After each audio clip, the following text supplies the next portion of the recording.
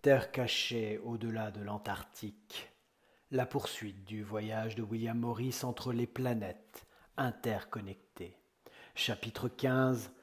La connexion des eaux gelées et des terres célestes que nous appelons l'univers. Comme l'indique le titre lui-même, les eaux gelées peuvent conduire à une autre destination incertaine, ces terres célestes que nous appelons univers. Il est difficile de comprendre cette connexion céleste entre les dômes existants et les étoiles ou planètes qui nous entourent. Lorsque nous avançons horizontalement à travers les portails, nous connectons notre matière et nous nous transportons de manière naturelle vers l'au-delà. La ligne zéro absolue n'est rien de plus qu'un moyen d'adapter notre corps physique et notre esprit conditionné à la possibilité que ces phénomènes puissent être vécus. Parfois, beaucoup de ces phénomènes nous sont présentés, très probablement après un choc violent, ainsi que d'autres fois, ils se produisent simplement lorsque nous nous y attendons le moins. Nous essayons alors de trouver dans nos esprits basés sur des souvenirs et donc sur des expériences passées une sorte de logique qui peut nous faire sentir que nous ne devenons pas totalement fous. Mais plusieurs fois, il arrive qu'avec le temps on oublie, ou même notre esprit nous envoie des messages que rien de tout cela ne se soit vraiment produit. Jusqu'à ce que nous oublions cet événement de manière graduelle afin de continuer notre vie robotique, quotidienne, basée sur de simples fonctions biologiques et la compétition entre les mêmes êtres que cette nouvelle humanité semble mener de manière frénétique.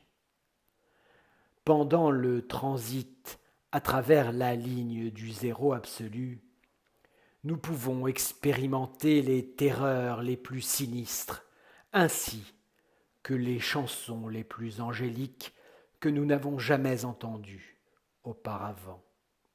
Les voix ou les images de ses amis ou parents qui ne sont plus avec nous, ou les démons intérieurs qui nous rendent visite avant de s'écraser dans le premier dôme. Un choc de réalité absolue vers la logique que nous essayons de gérer. Un coup direct à la partie de notre esprit qui essaie de tout contrôler et de tout classer. Comme dans une forme de préparation à ce qui va suivre, notre esprit doit d'abord parcourir les enfers intérieurs avant de regarder au-delà de nos terres.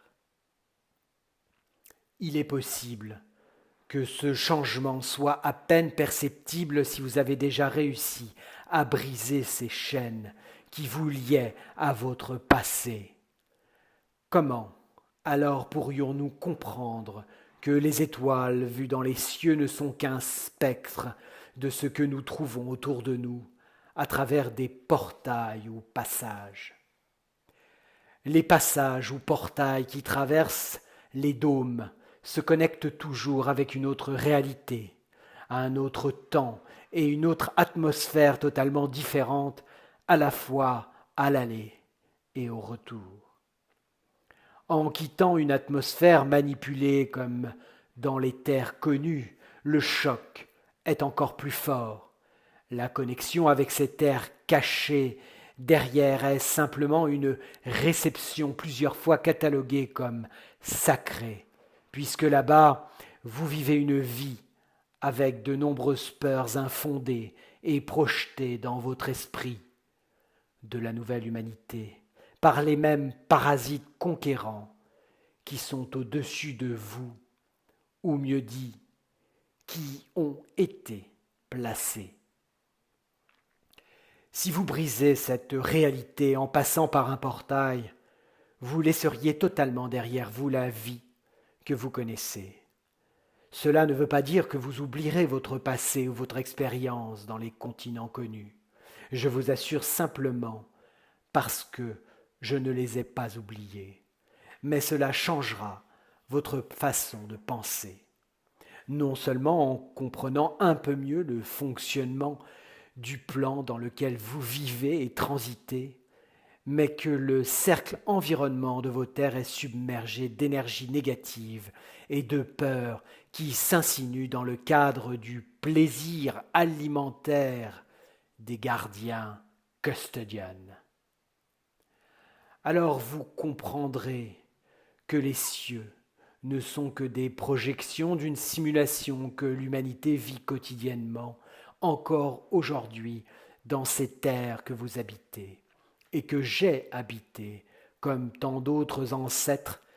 La manipulation que vous vivez quotidiennement est tout simplement sinistre, et c'est quelque chose que nous devons briser pour toujours. Non seulement ceux d'entre nous qui essayons de vous aider, mais vous-même. C'est complexe, mais pas impossible quand vous pouvez voir ce qui vous entoure, non seulement avec vos yeux, à partir d'une perception physique, mais quand toute votre énergie s'accumule vers la même direction, dans le simple silence, quand il n'y a rien de limitant et que votre connexion est directe. Alors, vous pourrez vous connecter avec d'autres terres, même sans quitter le premier dôme, de manière physique. Les terres célestes sont aussi en vous, en tant que, entre guillemets, la source et le potentiel de votre croissance spirituelle infinie, qu'aucune autre race ici, dans ce grand dôme, ne possède.